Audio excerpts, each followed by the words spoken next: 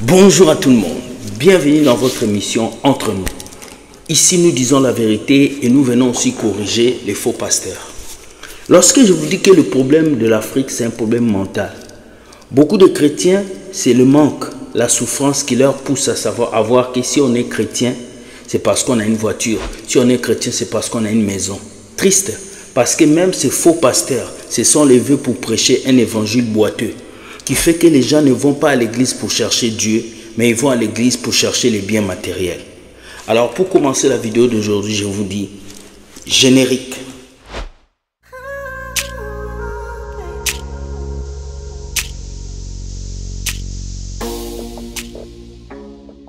Ok. Bonjour à tous ceux qui nous suivent dans le monde entier.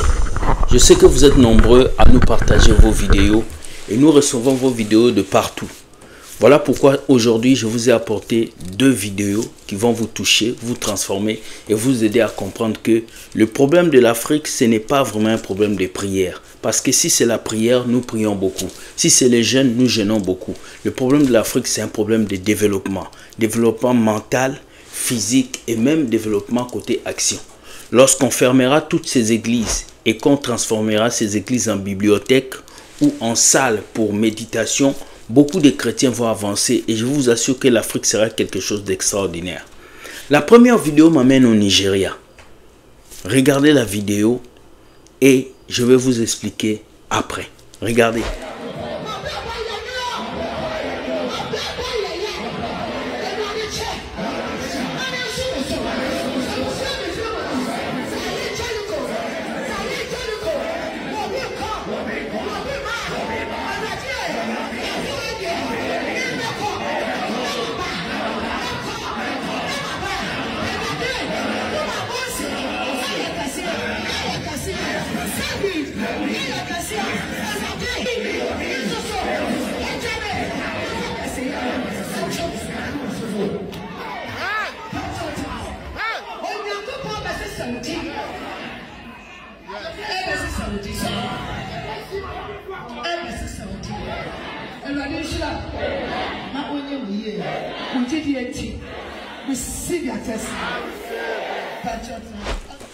Hello! Vous avez vu dans cette vidéo un peuple qui saute avec des drapeaux. Voilà. Vous savez pourquoi il saute avec des drapeaux? Ce prophète est venu à l'église, il a dit à tous les chrétiens que chacun mène les drapeaux du pays dans lequel il veut vivre. Et nous allons prophétiser sur ces pays. Le prophète lui-même, il a porté les États-Unis, les autres ont porté la France, les autres ont porté le Canada. Et tout le monde prophétise sur les pays où il va aller habiter. Mais l'erreur que ces chrétiens font, c'est quoi? Dieu n'exauce pas seulement nos désirs, mais Dieu exauce les désirs qui vont par sa volonté. Si tout le monde quitte l'Afrique, qui va vivre en Afrique? Si tout le monde veut vivre au Canada, qui va vivre en Afrique? La Bible dit quelque chose. Dieu, l'or et l'argent appartiennent à Dieu. Alors ce n'est pas parce que tu quittes l'Afrique pour l'Europe que tu es riche. Ce n'est pas parce que tu quittes l'Afrique pour le Canada que tu es riche. C'est parce qu'on vous a prêché un évangile boiteux. Un évangile qui vous fait croire que c'est lorsque je voyage que Dieu accomplit mes vœux. Le voyage, ce n'est pas une bénédiction. Quitter l'Afrique pour l'Europe, ce n'est pas une bénédiction. Beaucoup de gens l'ont fait, mais ils n'ont pas réussi. Beaucoup de gens sont arrivés au Canada ici, mais ils souffrent. Ils n'ont pas la stabilité qu'on a. Ce n'est pas parce que tu pries que pour aller au Canada, tu arrives au Canada que ta vie a réussi. Non. C'est ce que les pasteurs vous font croire. Il y a 2 choses qu'on doit prêcher à l'église. Le salut et la repentance. À l'église, il n'y a pas de visa pour aller aux États-Unis. À l'église, il n'y a pas de visa pour qu'on peut mettre sur ton passeport. Si tu veux aller aux États-Unis, prends ton passeport, va déposer à l'ambassade. Si tu veux aller au Canada, prends ton passeport, dépose à l'ambassade. Mais ce n'est pas en dansant, ce n'est pas en sautant avec des drapeaux à l'église que vous allez voyager. Voici l'évangile qu'on vous a prêché. Un évangile matériel. Un évangile qui vous a transformé en objet de plaisir. Voilà pourquoi quand un chrétien n'a pas de travail, c'est le diable. Quand un chrétien ne réussit pas, c'est le diable. Quand un chrétien n'a rien, c'est le diable. Mais c'est triste de voir cela. Regardez comment les gens se trémoussent avec des drapeaux. Donc, si tous ces peuples-là qui prient qu'ils veulent voyager, si tous ces peuples voyagent, le pasteur n'aura plus de dîmes. Si tous ces peuples voyagent, l'église va avancer comment? Donc, il n'y a pas un autre sujet de prière que de voyager, de quitter l'Afrique. Réfléchissez un peu, les amis. Réfléchissez un peu, les amis. Dieu ne vous a pas appelé chrétien seulement pour le matériel. Dieu ne vous a pas appelé chrétien seulement pour que vous puissiez gratter le matériel. Non. Il vous a appelé chrétien pour que vous puissiez grandir dans sa parole, que vous soyez vrai. À quoi ça sert si j'ai un visa pour les États-Unis mais je n'ai pas Jésus? Quand tu vas arriver aux États-Unis, tu vas pourrir, tu vas fuir la réalité. À quoi ça sert d'avoir un visa pour le Canada? Tu arrives au Canada, tu n'as pas Jésus. Les circonstances du Canada vont t'amener à quitter la foi. Combien de personnes avec qui je suis arrivé au Canada?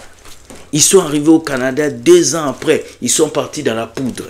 2 ans après, c'est aujourd'hui qu'ils sont devenus des fumeurs. 2 ans après, c'est eux qui sont en prison. Avant de pouvoir demander un voyage à Dieu, demande d'abord ta stabilité spirituelle. Et voici les églises où vous allez, où on vous incite à quitter l'Afrique.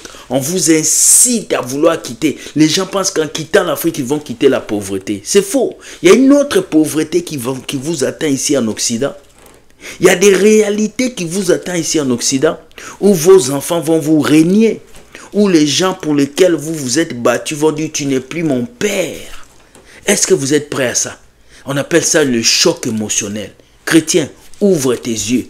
La vie, c'est partout. La réussite, c'est partout. On ne vous interdit pas de voyager. Mais on vous interdit de croire que pour voyager, tu dois aller fléchir tes genoux à l'église. C'est faux. Dieu ne fera pas un miracle comme ça parce que tu as prié pour le Canada, tu arriveras au Canada. Non. Il faut que tu puisses avoir les critères qu'il faut pour entrer au Canada ou aux États-Unis. J'espère que vous avez compris cela. Deuxième vidéo. L'église s'est gâtée le jour où vous avez mis l'argent dedans. Je me rappelle dans les années 90, lorsqu'on servait Dieu, le pasteur disait, servez Jésus mais oubliez l'argent. Et lorsqu'on devait consacrer quelqu'un pasteur, il n'y avait pas de fête, il n'y avait pas d'anniversaire, personne criait à l'église. Mais aujourd'hui, devenir pasteur, c'est devenir la gloire, l'argent, la richesse, les voitures, tout le monde est content. Ce pasteur a dit des termes très durs, très forts. Mais il a dit la réalité.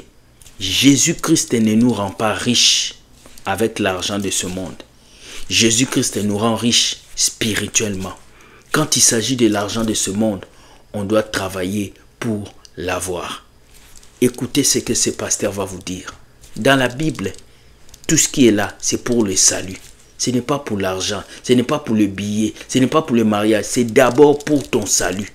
Écoute ce message. Jésus n'est pas mort à la croix pour te donner l'argent. Ce n'est que le travail qui peut te donner l'argent. Mais quand Christ entre dans ta vie, il vient amplifier ton travail. Le travail qui pouvait te donner 10 000 $, mais à cause de Jésus, tu commences à atteindre des millions. Yesu ashikukuye mbele jo kupe makuta ukitafute makuta tumika na Yesu mukazi yako jo ata. Ok, tu as écouté ce pasteur, il t'a dit des termes. Hein? La Bible dit, maudit soit l'homme qui se confie dans l'homme, qui prend la chair pour son appui. Et la Bible nous dit encore, vanité des vanités, tout est vanité. Beaucoup de pasteurs aujourd'hui prennent la Bible comme leur livre fétiche pour enseigner l'argent. Beaucoup prennent la Bible comme leur livre fétiche pour enseigner devenir des milliardaires. Dieu ne vous a pas appelé pour créer des milliardaires. Dieu ne vous a pas appelé pour créer des milliardaires. Dieu ne vous a pas appelé pasteur, prophète pour créer des riches. Dieu vous a appelé pour faire des nations, des disciples. Vous le savez, non? Voici le verset. Allez faire des nations, des disciples. Jésus n'était pas venu faire des milliardaires. Jésus n'était pas venu faire des millionnaires. Jésus était venu faire des enfants de Dieu. La Bible a dit à ceux qui ont cru en lui, à ceux qui croient en son nom, il les a donné le pouvoir de devenir enfants de Dieu. Être enfant de Dieu ne veut pas dire rouler des Ferrari. Être enfant de Dieu ne veut pas dire vivre dans les villas hypées. Tu peux être enfant de Dieu et être à pied. Tu peux être enfant de Dieu et être au chômage. Tu peux être enfant de Dieu et rouler une vieille voiture.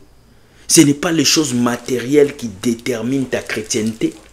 Ce n'est pas la richesse physique de ce monde qui détermine ta chrétienté. Ce qui détermine ta chrétienté, c'est ton niveau de foi et ta vie spirituelle. Alors si tu es dans une église où le pasteur te prêche que la richesse, la prospérité, donne l'argent, tu seras riche, donne l'argent, Dieu va te bénir, c'est une bêtise. Dieu n'a pas besoin de ton argent pour te bénir. Dieu a besoin de ton cœur. Tu n'as pas besoin de jeûner 3 jours secs pour que tu aies un boulot. C'est faux. Si tu as des qualités, tu auras ton travail. Tu n'as pas besoin de jeûner 6 jours secs pour qu'on puisse te prendre dans ces stages. C'est faux. Si c'était ton travail, Dieu va te donner. Alors ouvrez vos yeux et comprenez que Jésus est venu sauver ton corps, ton âme. Jésus n'est pas venu te rendre milliardaire. Si c'était ça, tous les chrétiens devaient être riches et tous les païens devaient être pauvres. Mais pourquoi il y a des païens qui sont riches et il y a des chrétiens qui sont pauvres? Parce que la richesse, ce n'est pas une question de conversion de cœur. La richesse, c'est une question de mentalité et de travail. Que tu sois païen ou riche ou chrétien, si tu sais comment réfléchir, tu vas devenir riche. Voilà ce que je voulais vous dire. Que Dieu vous bénisse, que la grâce de Dieu soit sur vous. Le pasteur là m'a fait plaisir. Écoute, like cette vidéo et partage et envoie ce message à tout le monde. Dis-leur que Dieu gagne toujours. N'oubliez pas, ce soir, nous avons notre live qui a pour titre les 7 personnes qu'on doit avoir dans nos vies. Écoute ça, ça va t'aider. Ce soir à 15h heure du Canada, 21h heure de l'Afrique. Je vous aime, j'ai dit, partagez afin que quelqu'un soit béni. Bye bye, ciao et Dieu.